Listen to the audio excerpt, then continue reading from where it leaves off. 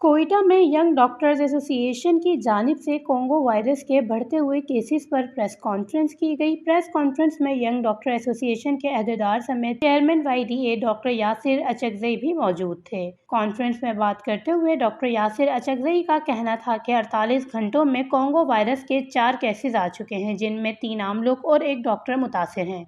उन्होंने बताया Congo virus के 88% मरीजों में अलामात ज़ाहिर नहीं होती। 4 मरीजों में अलामात ज़ाहिर हुई हैं, मतलब मुतासरा अफराद ज़्यादा हो सकते हैं, जबकि कोंगो वायरस के पेश नज़र महकमा सेहत और महकमा लाइफ स्टॉक के हिफाजती इकदामात ना होने के बराबर हैं। उन्होंने बताया गुज़िश्ता 6 माह से कोंगो वायरस फैलने के खदशात का इजहार कर रहे हैं। अस्पतालों में कोंगो वायरस से मुतासरा मरीजों के इलाज के लिए सहूलियात तक मौजूद नहीं है। अस्पताल में कोंगो वायरस की दवाएं भी दस्तयाब नहीं है। जबकि अस्पतालों में सहूलियात फराहम नहीं की गई तो मरीजों को इलाज के लिए दीगर सूबों में लेकर जाना पड़ेगा, क्योंकि खून के व्हाइट सेल की शदीद कमी है। उनका कहना था RBC सेंटर को सफेद खून बनाने की किट फराहम की जाए। टेस्टिंग सर्विस और अद्वियात की दस्तयाबी इंतहाई ज़रूरी है। उन्होंने कहा मुतासरीन का इलाज करने के लिए अस्पतालों में ICU बनाए जाएं और कुर्बानी के जानवर पर एंटी कोंगो वायरस स्प्रे किया जाए। मवेशी मंडियों में एहतियाती तदबीर पर अमल दरामद कराने की ज़रूरत है। वश न्यूज़, कोयटा, बलूचिस्तान।